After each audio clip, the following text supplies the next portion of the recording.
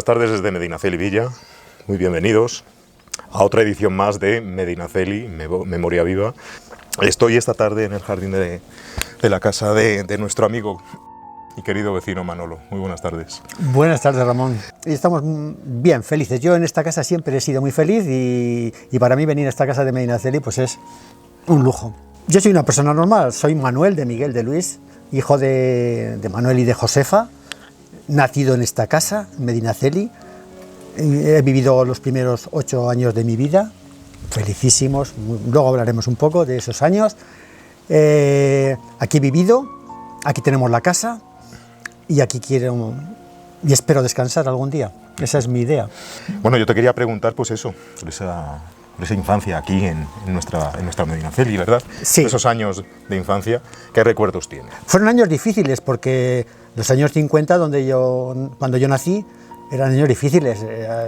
Ya sabéis, acabábamos una guerra, había mucha pobreza en los pueblos. Medinaceli era un pueblo agrícola, pero mi familia era una familia muy humilde. Mi padre era albañil, era agricultor, en fin, lo que salía. Cualquier trabajo que había, mi padre se ofrecía porque era muy valiente, muy noble, muy trabajador. Fíjate, para sacarnos a 5 hermanos para adelante. Nada menos. Pues fíjate claro lo que sí tuvo que hacer.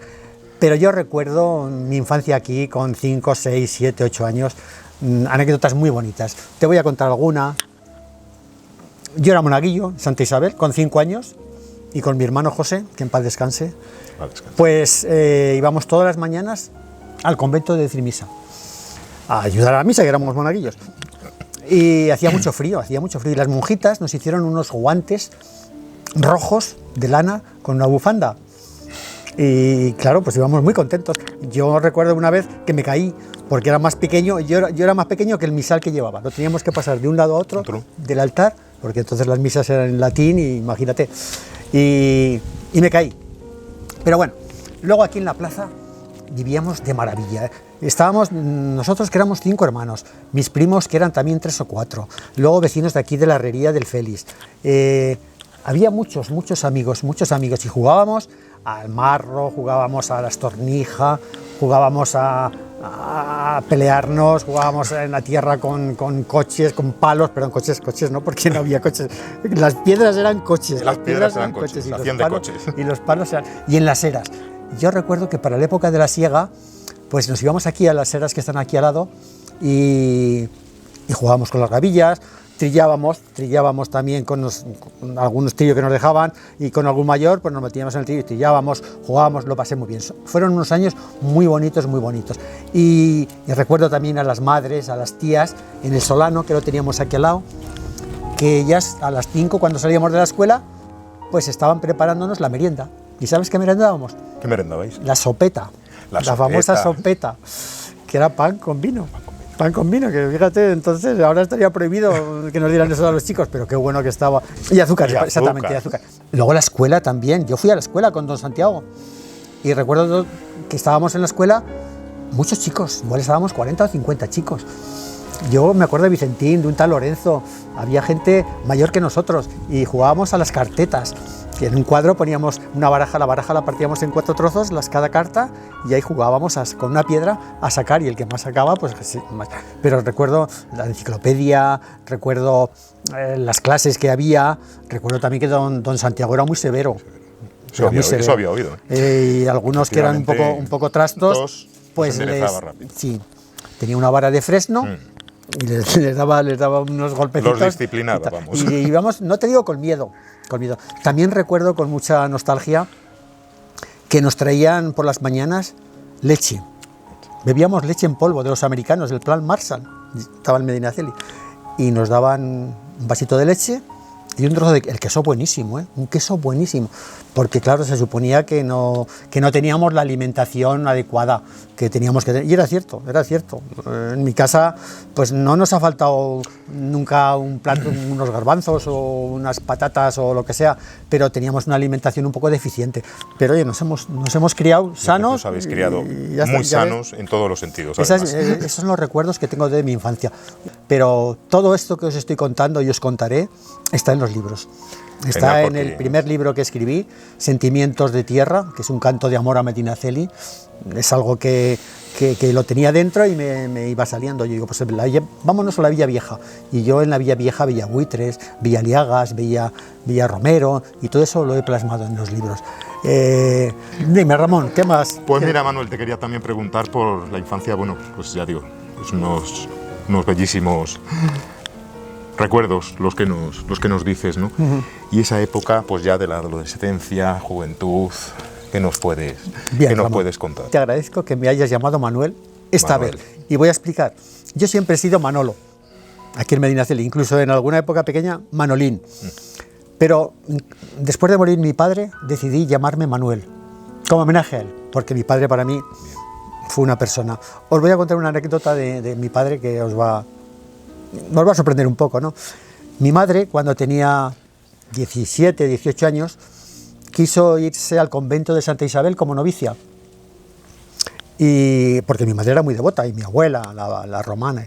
Y entonces fue al confesionario y le explicó al cura que quería meterse monja, pero que había un inconveniente, que había un mozo del pueblo que la estaba rondando.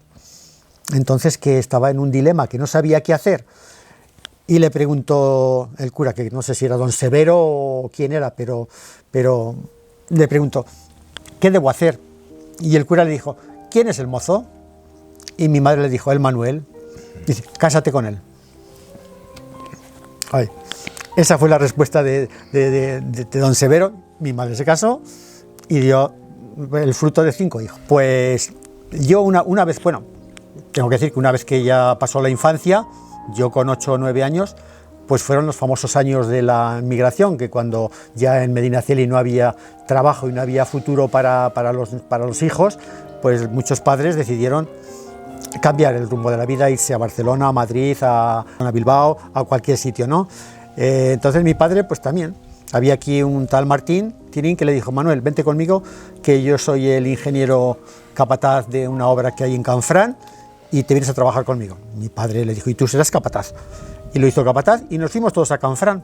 Yo con 9 años a Canfrán, a la escuela de Canfrán, allí estuvimos 6 años, pero yo a los 12 años mis padres decidieron, a mi hermano José y a mí, mandarnos a estudiar a un colegio de sacerdotes, de Sagrado Corazón, a Pamplona.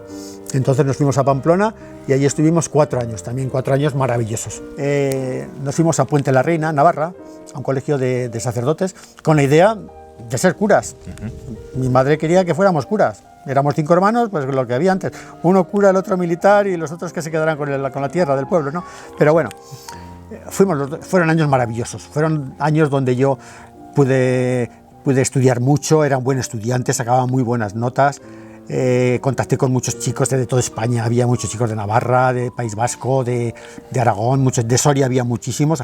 Yo tengo amigos que son de Esteras, de Laina, de Lodares, que estuvieron conmigo estudiando. Entonces lo pasé muy bien con ellos. Estuve allí 4 años estudiando y luego me pasé a Alba de Tormes, nos pasaron a Alba de Tormes, que ya era un colegio mayor. Allí hice el bachiller superior, hice el preu y ya estaba preparado para tomarle el hábito de novicio. Pero fueron los años famosos 70 que hubo una crisis vocacional tremenda y ahí pues prácticamente todo el curso no salimos. Eran años muy difíciles, muy convulsos, estaban los hippies, estaban las guerras, Vietnam, no sé qué, y nosotros éramos muy soñadores. Yo era muy soñador, yo quería salvar el mundo, yo quería ser periodista, ser misionero, y bueno, nos salimos y ya... Pues yo regresé a Zaragoza, porque mi padre luego, viendo ya que lo de Canfrán se terminaba, pues nos vinimos toda la familia a Zaragoza, porque mi padre dijo, en Zaragoza habrá más posibilidades para toda la familia. Y así fue, ya pudimos estudiar, pudimos trabajar los 5 hermanos, y así fue, compramos un piso entre todos, porque éramos una familia que trabajábamos todos, pero todos colaborábamos para aportar algo para la casa. Mi madre le dábamos todo el dinero, le dábamos a mi madre, y mi madre lo repartía, toma, para ti 100 euros, pesetas, perdón. Pesetas. Para ti 100 pesetas, para ti 200 pesetas. Pero todos colaboramos. Compramos una casa y ahí empezó ya pues una vida ya más de juventud. Yo tuve que ir a la mili, me llamaron para ir a mili, me tocó África. ¿O África, Manolo? África, el Sáhara. El Sáhara. En los años duros de África lo pasé mal, pero también fue una experiencia muy bonita porque conocer el paisaje, conocer el desierto, conocer el mar Atlántico, muy bonito, conocer a gente nueva. Tuve suerte de que me quedé luego de responsable en un almacén y pasé la mili realmente bien. No tuve carencias, pasa que ahí era muy barato el whisky, era muy barato el tabaco y ahí donde empecé yo a fumar y a beber en los años de servicio militar. Ajá. Bueno, pasado la mili, ya volvimos a Zaragoza, volví yo a Zaragoza y ya pues en Zaragoza empecé a seguir estudiando. Yo quise retomar los estudios, yo quería hacer magisterio, empecé a hacer... Pero enseguida me salió trabajo y tuve que empezar a trabajar porque entonces había necesidades económicas en la familia y todos teníamos que colaborar. Y yo veía que mi padre, pues con lo que ganaba mi padre, que no era suficiente para mantenernos a todos, y yo me puse a trabajar y empecé a trabajar. Y tuve suerte, empecé a trabajar y a los 25 años ya me contrataron en una empresa multinacional y ahí he estado prácticamente toda la vida, trabajando en una empresa multinacional y luego me hice entrenador de baloncesto también. Llevaba el colegio de mi hijo, llevaba yo un montón de equipos de chicos pequeñitos hasta más grandes. Estuve 4 o 5 años siendo entrenador y llevando actividades deportivas, culturales, de todo tipo. Y luego ya pues me llegó la jubilación, pero antes de la jubilación pues llegaron no los problemas, sino lo que pasa en todas las familias, que los padres ya se hacen mayores, que tienes que dedicarles un tiempo, tienes que dedicarles una atención, un cariño. Y yo pues empezando con mi padre, que mi padre pues tenía una enfermedad de los pulmones, el EPOC, porque mi padre trabajó en minas, era muy valiente. Mi padre decía, venga, le decían, hay que entrar en este túnel y poner pegas para tirar barrenos. Y mi padre era el primero, porque cobraba cuatro pesetas más. Y pues eso, ganó mucho dinero, porque ganaba mucho dinero. Me acuerdo yo que venía en Canfrán, venía con unos fajos de billetes tremendos. Y cada vez que cobraba, pues decía mi padre, venga, vámonos todos al bar. Y venga, gambas para todos, o vámonos a Jaca, que os voy a comprar a todos zapatos nuevos, no sé qué. Son recuerdos muy bonitos, de lo que es un padre, de lo que es una familia y cómo se dedica realmente a sus hijos. A ser ese padre proveedor para su familia. Exactamente.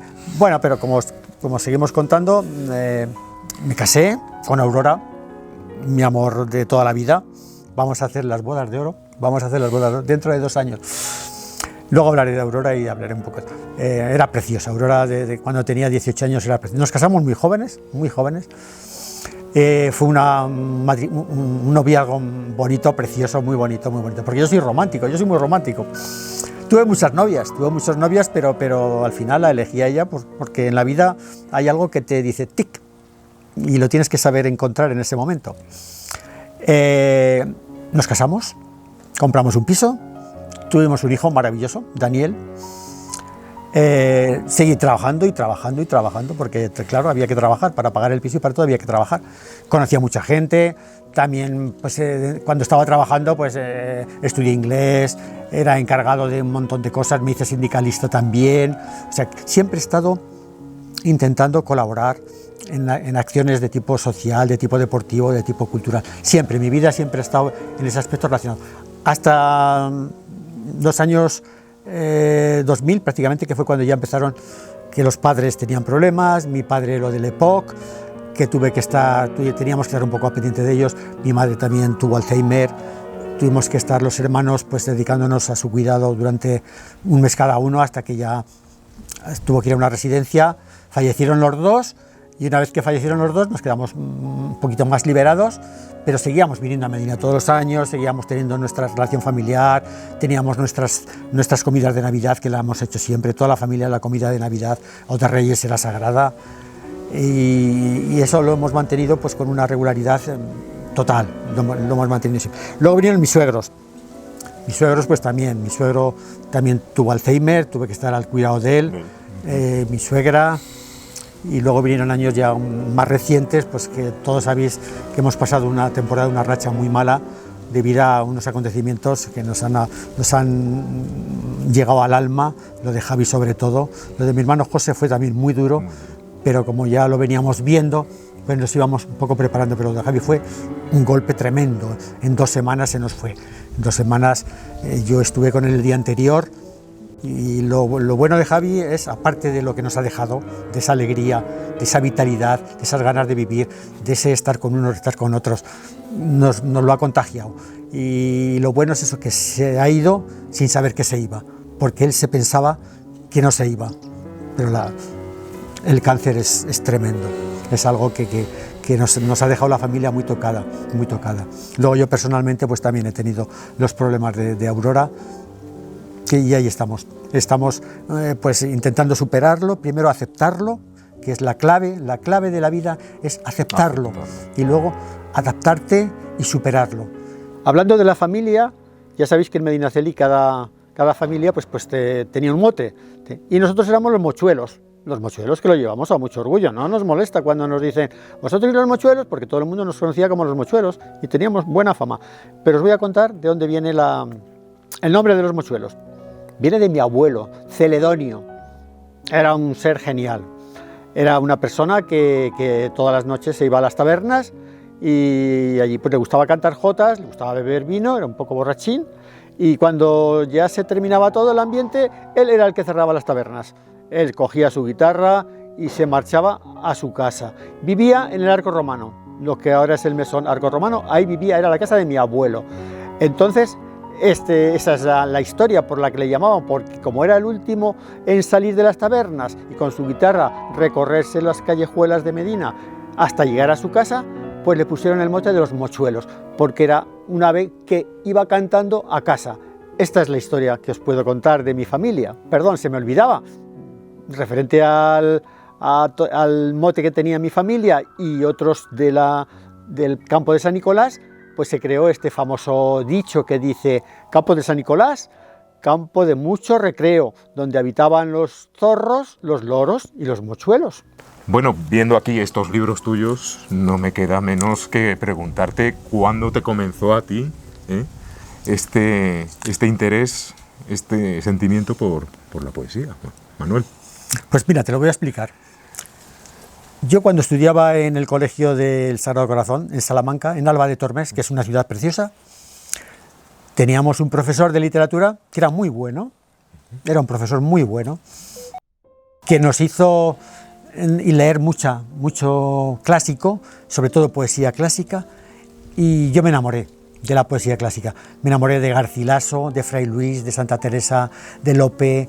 Me enamoré de estos poetas tan líricos porque además Garcilaso estuvo en Alba de Tormes siendo tutor del hijo del Gran Duque de Alba. Y yo es que veía el río Tormes y veía las églogas de Garcilaso y decía, esto lo estoy viviendo, yo lo estoy viendo. Y un día el profesor nos mandó, en el examen de literatura final, que hiciéramos un poema de Alba de Tormes. Para nosotros nos cogió de sopetón, porque ninguno sabíamos poesía. Yo sabía cómo era un soneto, la técnica del soneto la conozco, los cuartetos, los tercetos, y yo, desde mi ventana, yo veía Alba de Tormes, y empecé a escribir lo que yo veía. Yo veía las sendas polvorientas que iban subiendo sobre una colina verde, yo veía el torreón, y el viento, las nubes, tal, y escribí un soneto, y presenté. Me puse un 10, y me dice, tú tienes muchas cualidades para escribir poesía, tienes muchas cualidades porque eres muy lírico, eres muy emotivo. Y desde entonces empecé a escribir poemas, pero ya de otro estilo, poemas muy críticos con la sociedad. Eran años difíciles, eran años de la guerra, eran años de los hippies, eran años de convulsión política y social, y yo empecé a escribir algo que me rasgaba, porque yo veía, por ejemplo, ciudades incendiadas, la guerra, y veía gente, niños morir, soldados en la alambrada, y eso se reflejaba en mis poemas. Y hacía poemas de eso, del dolor que yo sentía y de la rabia de que el hombre, el ser humano, fuera tan cruel y fuera tan...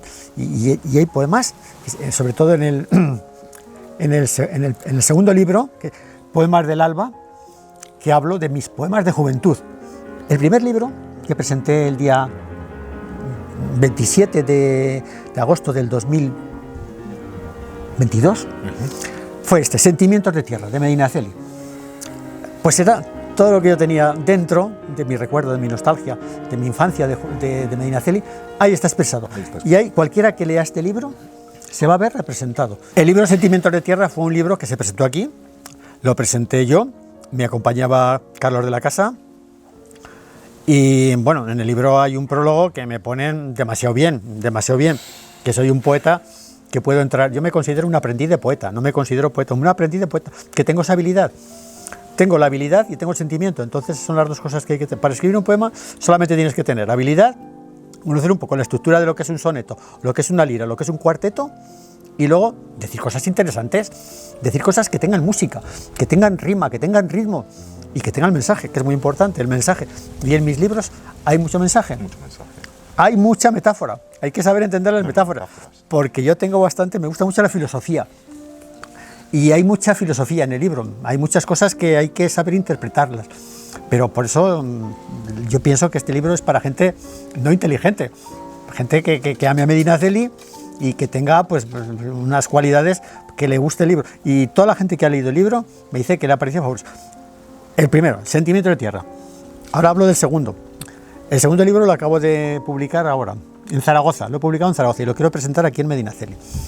El segundo libro para mí es el mejor que he hecho. No quiero que sea el último, pero posiblemente sea el último.